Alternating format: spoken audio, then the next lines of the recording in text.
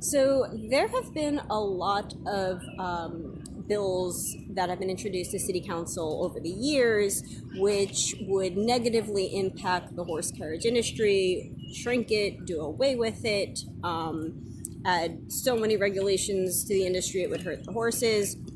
And one of the things that they had tried to do at one point, we don't currently have a bill offering this, which is something they've done in a couple of cities, unfortunately, is replace the carriage horses with electric carriages.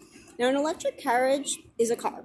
That's an automobile. I mean, you can make it look different from the style of car that you're used to seeing, but that's what it is.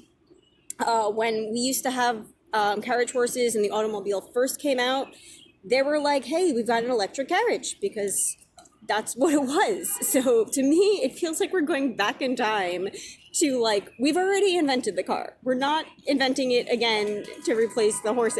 You know, we already have cars. You don't need a replacement for the horse. Like, there is no replacement for a horse. The whole draw of why people like to work here and why people like to take horse carriage rides is because they're animal people, they're horse people. The draw is the horse. That is what they want to do in their activity. They want a horse to be involved in that.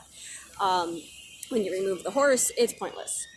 The reason that the pedicabs have the bait and switch scam that works on people is because of the draw of a horse carriage ride, not a horseless ride. And people stop, oh yeah, I'm looking for a horse carriage ride. Then they believe we don't offer what we do offer that they're looking for, and they end up getting in the pedicab, not knowing any better before they talk to us, which I've talked about in length in other videos. But my point is, these guys will use the draw of a horse to get people to talk to them, because people are here for the horses.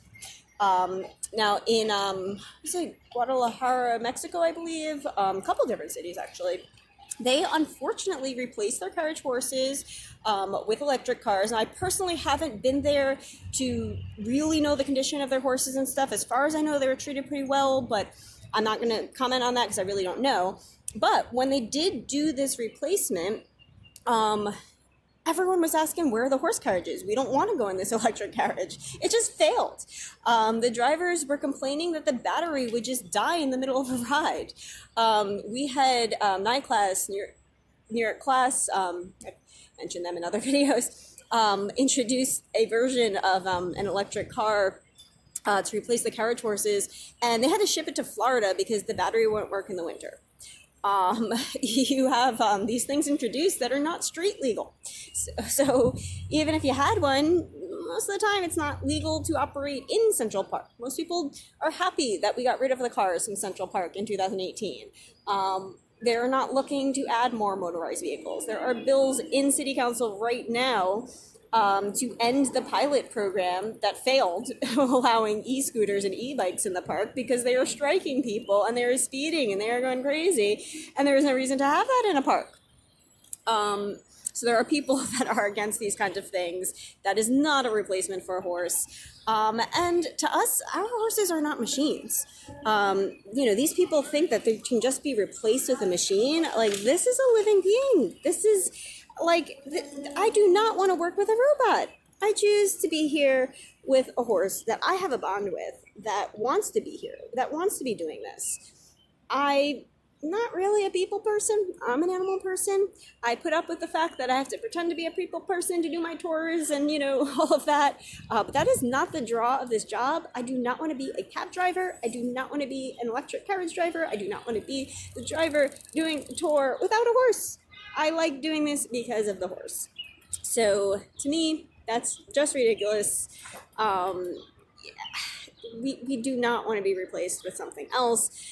Yes, there are times that we can't work with our horses because of regulations and all of that, and it's a little frustrating.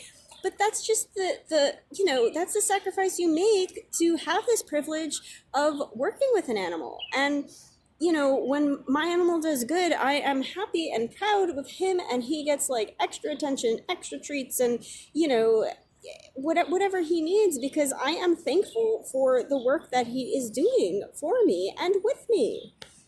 What am I going to do with a car? At the end of the ride, a lot of the time we let kids feed the horse a carrot. Where are you going to stick the carrot with a car? Are you going to feed the driver? no one wants this. People are like, oh, horse. You never see them like, oh, look at that thing that's going around without a horse. Like, and they're so ugly. I mean, every time I see one advertised, it just looks creepy. Like, without the horse there, the style that they have that like looks like the carriage, but just the horse is missing. It's creepy.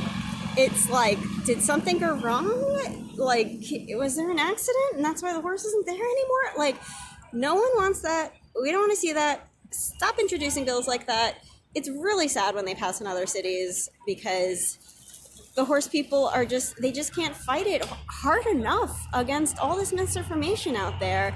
And that's sad. That's sad because there's no reason that horses should not be working in well-regulated industries around people that love horses.